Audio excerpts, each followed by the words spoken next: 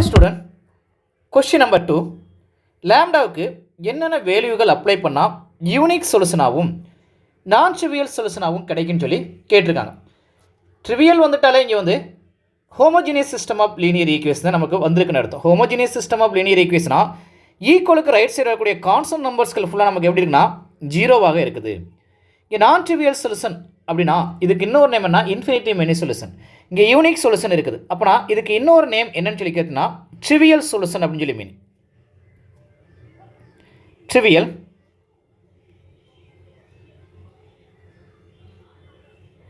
இப்போ நம்ம first trivial and நான் ட்ரிவியல் வந்துட்டாலே ரோ எச்சலான் ஃபார்மேட்டை நம்ம மாற்றணும். அதுக்கு நம்ம என்ன செய்யணும், ஃபஸ்ட்டு வந்து ஆக்மெண்டட் மேட்ரிக்ஸை ரைட் பண்ணிடலாம். ஏ பை ஓங்கிற மேட்ரிக்ஸை ஃபஸ்ட் நம்ம ரைட் பண்ணிக்கலாம். ஏ பை ஓங்கிற மேட்ரிக்ஸை நம்ம ரைட் பண்ணியாச்சு. ரோ எச்சலான் ஃபார்மட்னா அந்த ஃபஸ்ட் டயகனல் கீழே உள்ள எலமெண்ட்ஸ் ஃபுல்லாக ஜீரோவாக மாற்றணும். அதுக்கு முன்னாடி இந்த R1ஐயும் R2ஐயும் R3யும் பார்ப்போமே. இது R1, இது R2, R3. R2ஐயும் R3ஐயும் இன்டர்சேஞ்சிங் பண்ணிக்கிட்டோம்னா ப்ராசஸிங் பண்ணுறது கொஞ்சம் ஈஸியாக இருக்கும். ஏன்னா இங்கே தேர்டு, அதாவது R2ல் உள்ள தேர்ட் எலமெண்ட் லேம்டா இருக்குது, இங்கே R3ல் உள்ள தேர்ட் எலமெண்ட் நம்பர்ஸ் இருக்குது. அதனால் இதை அங்கேயும் அங்கே இருக்கக்கூடிய R2வை இங்கேயும் நம்ம இன்டர்சேஞ்சிங் பண்ணிக்கலாம். அதனால் R2 இன்டர்சேஞ்ச் R3ன்னு சொல்லி ரைட் பண்ணிடலாம். R2 interchange R3. அப்படின்னா R1ல் எந்த ப்ராசஸிங்கும் நடக்காது. R1ஐ அப்படியே ரைட் பண்ணிக்கலாம். R2ஐயும் R3யும் இன்டர்சேஞ்ச் பண்ணியாச்சு. ரோ எச்சலான் ஃபார்மட்னா இந்த ஃபஸ்ட் டயகனல், ஃபஸ்ட் ரோவில் ஃபஸ்ட் எலமெண்ட், செகண்ட் ரோவில் செகண்ட் எலமெண்ட், தேர்ட் ரோவில் தேர்ட் எலமெண்ட், இந்த ஃபஸ்ட் டயகனல் கீழே உள்ள எலமெண்ட்ஸ் ஃபுல்லாக ஜீரோவாக மாற்றிட்டோம்னா அதுதான் ரோ எச்சலான் ஃபார்மட். இதில் இந்த ப்ராசஸிங் பண்ணுறதுக்கு முன்னாடி ஃபஸ்ட் ரோவில் ஃபஸ்ட் எலமெண்ட் ஒன்றா இருந்தால் ப்ராசஸிங் பண்ணுறது ரொம்ப ஈஸியாக இருக்கும். ஆனால் இங்கே ஃபஸ்ட் ரோவில் இருக்க ஃபஸ்ட் எலமெண்ட் ஆல்ரெடி ஒன்றாத்தே இருக்குது. அதனால் நம்ம என்ன செய்யலாம், வந்து இந்த ஒன்றை ஃபிக்ஸராக வச்சுக்கிட்டு ஃபஸ்ட் ரோவில் இருக்கிற ஃபஸ்ட் எலமெண்ட் ஒன்றை ஃபிக்ஸராக வச்சுட்டு அது கீழே உள்ள எலமெண்ட்ஸை ஃபுல்லாக ஜீரோவாக மாற்றிடலாம். ஜீரோவாக மாற்றிருக்கு. அப்படின்னா R1ல் எந்த ப்ராசஸிங்கும் நடக்காது. R2ல் ப்ராசஸிங் நடக்க போது R2 இம்ப்ளைஸ் R2ல் வந்து என்ன இருக்குது அப்படின்னா வந்து 2 இருக்குது. அப்போ R1ல் என்ன மாற்றினா R2 அப்படியே ரைட் பண்ணிக்கோங்க. R1ஐ எதால் மல்டிப்ளை பண்ணால் R2ல் உள்ள ஃபஸ்ட் எலமெண்ட் ஜீரோவாகும்னு பார்த்தீங்கன்னா -2ஆல் R1ஐ மல்டிப்ளை பண்ணால் ஜீரோவாகும். நெக்ஸ்ட்டு R3 இம்ப்ளைஸ் R3ல் 4 இருக்குது. R3 அப்படி ரைட் பண்ணி நெக்ஸ்ட்டு -4R1 R1ஐ -4ஆல் மல்டிப்ளை பண்ணால் R3ல் இருக்கக்கூடிய ஃபஸ்ட் எலமெண்ட் நமக்கு வந்து ஜீரோவாக மாறிடும். R1ல் எந்த ப்ராசஸிங்குமே நடக்காதனால R1 அப்படியே ரைட் பண்ணியாச்சு. R2லையும் R3லையும் நடக்கக்கூடிய ப்ராசஸிங் ஒர்க்கை சைடில் ரைட் பண்ணிக்கலாம். R2 implies R2 -2R1. R2 first right பண்ணிக்கலாம்.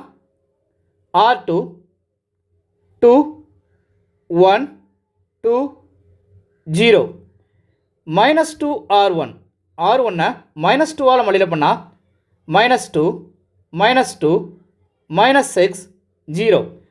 இதை சப்ராக்ஷன் பண்ணோம்னா 0 -1 -4 0. இந்த ப்ராசஸிங் ஒர்க் எங்கே நடந்து முடிஞ்சிருக்குன்னா R2ல் முடிஞ்சிருக்குது. அப்போ R2ல் இதை ரைட் பண்ணிடலாம். 0 -1 -4 0. நெக்ஸ்ட்டு R3ல் நடக்கக்கூடிய ஒர்க்கை ரைட் பண்ணிடலாம். R3 implies R3 -4R1 R3ஐ first right பண்ணிக்கலாம். 4 3 லேம்டா 0 -4R1 R1ஐ -4ஆல் மல்டிப்ளை பண்ணலாம். -4 -4 -12 0. இதை சப்ராக்ஷன் பண்ணோம்னா 0 -1 லேம்டா -12 0. இந்த ப்ராசஸிங் ஒர்க் எங்கே நடந்து முடிஞ்சிருக்கலாம், R3ல் முடிஞ்சிருக்குது. அப்போ R3ல் இதை எடுத்து ரைட் பண்ணிக்கலாம். 0 -1 லேம்டா -12 0. நம்ம என்ன பண்ணோம் அப்படின்னா வந்து ஃபஸ்ட் ரோவில் இருக்கக்கூடிய ஃபஸ்ட் எலமெண்ட்டை ஃபிக்ஸராக வச்சு அது கீழே உள்ள எலமெண்ட்ஸை ஃபுல்லாக ஜீரோவாக மாற்ற நினச்சோம், ஜீரோ மாற்றியாச்சு. நெக்ஸ்ட்டு செகண்ட் ரோவில் இருக்கக்கூடிய செகண்ட் எலமெண்ட்டை ஃபிக்ஸராக வச்சு அது கீழே உள்ள எலமெண்ட்ஸை நம்ம ஜீரோவாக மாற்றணும். அப்போனா R1லையும் R2லையும் எந்த ப்ராசஸிங்கும் நடக்காது. R3ல் மட்டும் ப்ராசஸிங் நடக்க போது அதை ரைட் பண்ணிடலாம். R3 இம்ப்ளைஸ் இங்கே R3ல வந்து -1 இருக்குது. அந்த R3 அப்படியே ரைட் பண்ணிக்கோங்க. நெக்ஸ்ட்டு R2 ஃபிக்ஸ் பண்ணியிருக்கோம். அப்போ R2ல ஆல்ரெடி மைனஸ் இருக்குது. அப்போ ப்ளஸ் R2 R3யும் R2வையும் ஆட் பண்ணோம்னா R3ல உள்ள செகண்ட் எலமெண்ட், இந்த எலமெண்ட் எப்படின்னா 0வாக மாறிடும். அப்போனா R1ஐயும் R2வையும் அப்படியே ரைட் பண்ணிக்கலாம். R3ல் நடக்கக்கூடிய ரெப்போ இருக்க சைடில் ரைட் பண்ணிக்கலாம். R3 implies R3 plus R2.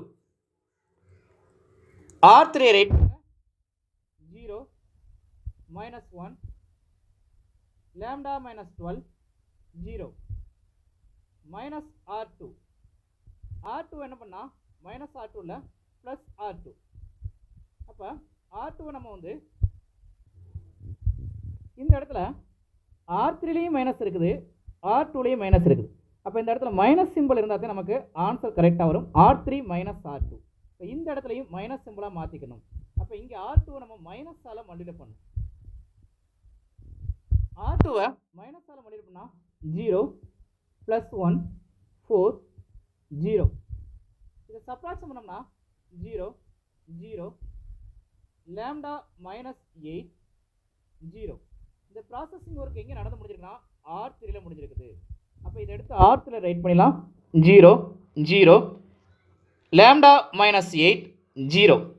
நம்ம செகண்ட் ரோவில் இருக்கக்கூடிய செகண்ட் எலமெண்ட்டை ஃபிக்ஸராக வச்சு அது கீழே உள்ள எலமெண்ட்ஸை 0 மாற்ற நினச்சோம், 0 மாற்றியாச்சு. ஆல்ரெடி ஃபஸ்ட் ரோவில் ஃபஸ்ட் எலமெண்ட்டை ஃபிக்ஸராக வச்சு அது கீழே உள்ள எலமெண்ட்ஸையும் 0 மாற்றியாச்சு. அதாவது இந்த ஃபஸ்ட் டயகனல் கீழே உள்ள எலமெண்ட்ஸ் ஃபுல்லாகவே 0வாக மாறிடுச்சு. இந்த ஃபஸ்ட் டயகனல் கீழே உள்ள எலமெண்ட்ஸ் ஃபுல்லாக 0வாக மாறிடுச்சு. இட் ஹேஸ் இன் ரோ எச்சலான் ஃபார்மேட்டில் தான் இது இருக்குது. இப்போ நம்ம கொஸ்டினில் என்ன கேட்டிருக்காங்கன்னு சொல்லி கொஸ்டினுக்கு போயிடலாம். கொஸ்டினில் லேம்டாவுக்கு என்ன வேல்யூ கொடுத்தா சப்டிஷன் நம்பர் 1ல் யூனிக் சொல்யூஷன் கிடைக்கும் அப்படிங்கிறாங்க. யூனிக் சொல்யூஷனா எக்ஸுக்கு ஒரு வேல்யூ, ஒய்க்கு ஒரு வேல்யூ, இஜெட்டுக்கு ஒரு வேல்யூ கிடைக்கணும். அதாவது யூனிக் சொல்யூஷனுக்கு நமக்கு இன்னொரு நேம் ட்ரிவியல் சொல்யூஷன் அப்படின்னு சொல்லி எடுத்துக்கலாம். நான் ட்ரிவியல் சொல்யூஷன் அப்படின்னா இன்ஃபினிட்டி மெனி சொல்யூஷன் கிடைக்கணும். இன்ஃபினிட்டி மெனி சொல்யூஷனா எக்ஸுக்கு இன்ஃபினிட்டி சொல்யூஷன்ஸ்கள் இருக்கலாம், ஒய்க்கு இன்ஃபினிட்டி சொல்யூஷன்ஸ்கள் இருக்கும், இஜெட்டுக்கு இன்ஃபினிட்டி சொல்யூஷன்ஸ்கள் இருக்கும். ட்ரிவியல் சொல்யூஷன் அதாவது யூனிக் சொல்யூஷனாக இருக்கலாம். ரோ ஆஃப் ஏனுடைய வேல்யூவும் ரோ ஆஃப் ஏ பை ஓனுடைய வேல்யூவும் ஈக்குவலாக இருக்கணும். நம்பர் ஆஃப் அன்னோன் சொல்யூஷனுக்கு ஈக்குவலாகவும் அது இருக்கணும். அப்படி இருந்தால் system is consistent unique solution அப்படின்னு சொல்லி நம்ம எடுத்துக்கலாம். லாஸ்ட்டாக நம்ம ஃபைன் பண்ணி கொண்டு வந்த ஆன்சர் இதுதான். இதில் இந்த ஃபேக்டர் lambda -8 இருக்குல்ல, அதை எடுத்துக்கோங்க. lambda -8 ஈக்குவல் 0ன்னு எடுத்துக்கோங்க. இப்போ lambda ஈக்குவல் 8. இப்போ லேம்டாவுக்கு பதிலாக என்ன பண்ண போகிறோம் அப்படின்னா வந்து 8 கொடுத்தோம்னா அந்த இடத்துல லேம்டாவுக்கு பதிலாக 8 அப்ளை பண்ணால் 8 -8னுடைய வேல்யூ என்னாகும் 0வாக மாறிடுது. அப்போ இந்த இடம் டோட்டல் அப்படின்னா 0வாக மாறுது. 8 -8னுடைய வேல்யூ 0வாக மாறிடுது. அப்போனா இப்போ ரோ ஆஃப் ஏங்குடைய வேல்யூ ஃபைன் பண்ணும். ரோ ஆஃப் ஏங்கன்னா இந்த லைனுக்கு லெஃப்ட் சைடு உள்ளது ஃபுல்லாக ரோ ஆஃப் ஏ. இதில் இது R1, இது R2, இது R3. இப்போ ரோ ஆஃப் ஏனுடைய வேல்யூ எத்தனை நான் ஜீரோ ரோஸ் இருக்குன்னு சொல்லி பார்த்தீங்கன்னா 1 2 இருக்குன்னா இது 0வாக மாறிடுது, இது 0வாக மாறிடுது. அப்போனா 2 நான் ஜீரோ ரோஸ் இருக்குது. அப்போ ரோ ஆஃப் ஏ ஈக்குவல் என்ன கிடைக்குன்னா 2 கிடைக்குது. Next row of a by o எடுத்தோம்னா ரோ ஆஃப் ஏ பை ஓனா இந்த ஒட்டுமொத்த மேட்ரிக்ஸையும் கம்பேரிங் பண்ணும். அப்போனா இது R1, இது R2, இது R3. அப்போ எத்தனை நான் ஜீரோ ரோஸ் இருக்குன்னு சொல்லி பார்த்தீங்க அப்படின்னா வந்து அதுலேயும் 2 ரோ ஆஃப் ஏ பை ஓனுடைய வேல்யூவும் 2 தான் கிடைக்குது. 2 நான் ஜீரோ ரோஸ் இருக்குது. அப்போ ரோ ஆஃப் ஏனுடைய வேல்யூவும் ரோ ஆஃப் ஏ பை ஓனுடைய வேல்யூவும் 2வாக இருக்குது. நம்பர் ஆஃப் அன்னோன் சொல்யூஷன் காட்டும் கம்மியாக இருக்குது.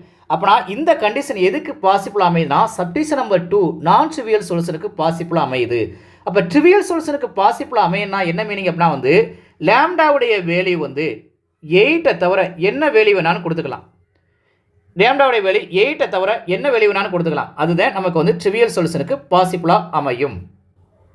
லேம்டா நாட் ஈக்குவல் 8 தவிர என்ன நம்பர்ஸ் வேணாலும் நம்ம கொடுத்துக்கலாம். அப்படி கொடுத்தோன்னா ரோ ஆஃப் ஏனுடைய வேல்யூவும் ரோ ஆஃப் ஏ பை ஓனுடைய வேல்யூவும் 3ஆக கிடைக்கும்.